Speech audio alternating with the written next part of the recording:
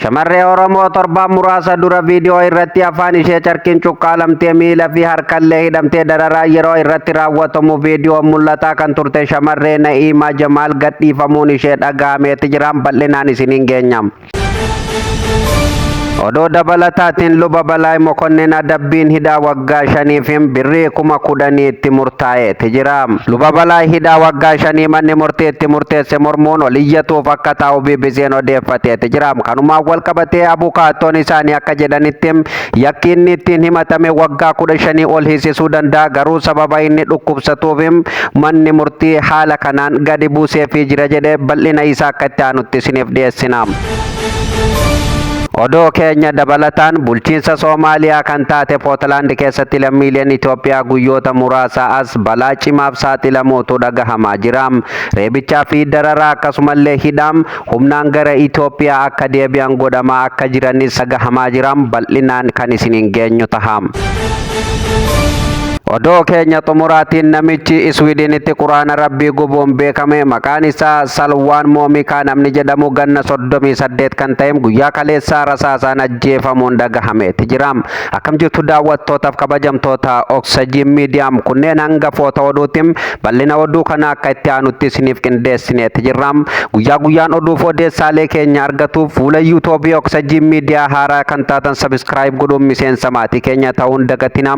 Viidiyoon kunneen akka namoota hedduu bira ga'uuf like share waliif godhuu hin dagatinaa. Yaada keessan komentii jalatti nuuf barreessan affeerraa kennam. Amma oduu bal'inaan.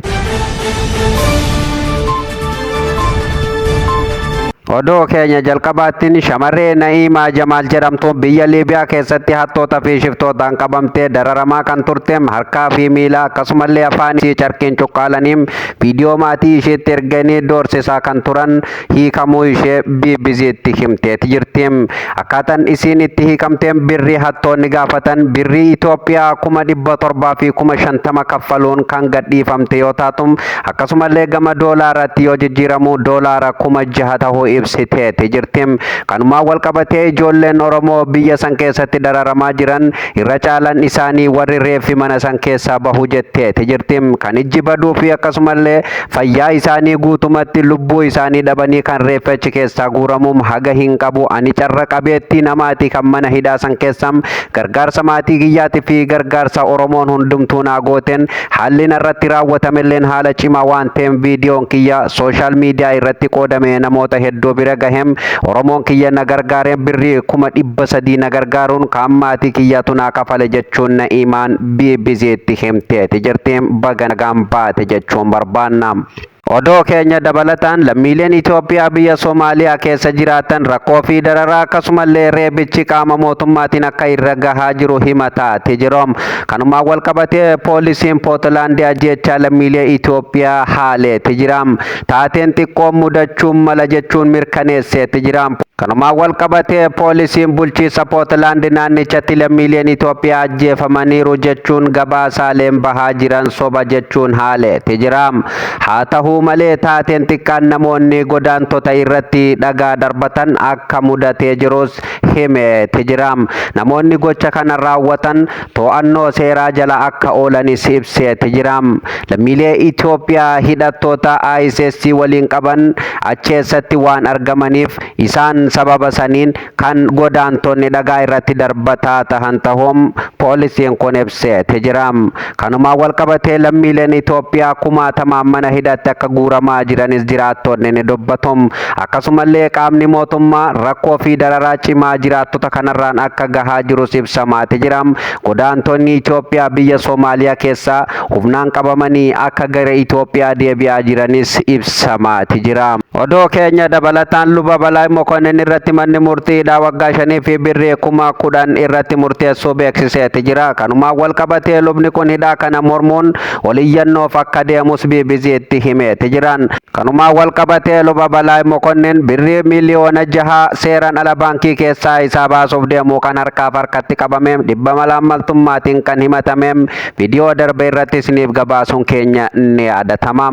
Kanumaan wal qabatee abukaattoon isaanii akka jedhanitti luba Balaay Mokonnin yakka ittiin himatamanii turem waggaa 15 akka adabsiisu yookaan akka hiisisum himame tijiram garuu hidhaa waggaa 5tu itti murtaahem sababni hidhaa waggaa 5 itti murtaaheef akka abukaattoon isaanii jedhanittim luba Balaa Mokonnin dhukkubsataa ta'uu isaanii fi kanaan dura yakka kan hin qabne ta'uum akka adabbiin isaanii salphatuuf taasisee tijira jechuun abukaattoon isaanii himanii tijirom kanuma wal qabatee luba Balaa Mokonnin hidhaa waggaa 5 irratti murtaa'e kana mormuun oliyyannoof akka taa'us BBC'tti himee tijiram egaan daawwattootaaf kabajamtoota Kusajin Miidiyaam yakka isaanii hundumaa jala buuneem waan ta'uu murtee irratti darbu hundumaayyuu qorannee kallattiin kan isin biraan geenyu taham.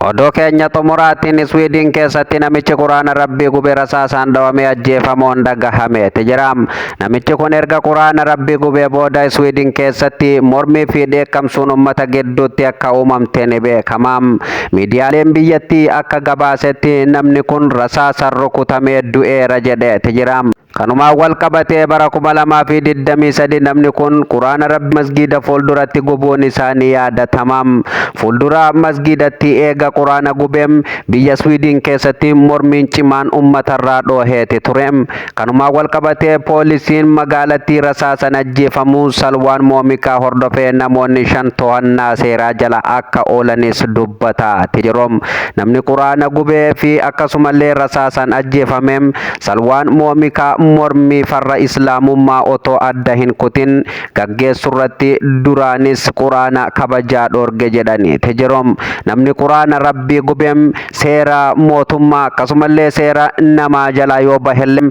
seera Rabbii jalaa hin bahu jechuun poolisiin biyyatti dubbate tijiram gochi fokkisaan akkanaa kun biyya keessatti irra deddeebiin argamullee amma booda farraa fi akkasumallee diina biyya kanaa tahuu beeknee biyya keessaa ni balleessina jechuun poolisiin magaalattii dhaaddatte jirtim egaan daawwattootaaf kabajamtoota Kusajin Miidiyaam oduuf odeessaaleen keenya har'aa asumarratti kan goolabamu taham guyyaa guyyaan odeessaalee keenya argatuuf fuula yuutuubii Kusajin Miidiyaa sabskraayib godhuun miseensa maatii keenya ta'uu hin dagatinaan affeerraa kennam akkasumallee gama peejii feesbuuk Kusajin Miidiyaa neetworkiitiin hordofaa kan jirtan fuula peejii keenyaa foo godhuun viidiyoon akka namoota hedduu bira ga'uuf laayik sheer waliif gochuu hin dagatinam yaada keessan komentii jalatti nuuf qooduu hin dagatinam sagantaan keenya kanarraa asumarratti kan goolabamu taham sagantaa itti aanuun hamma walitti deebinutti horaa bulaam liibanaam.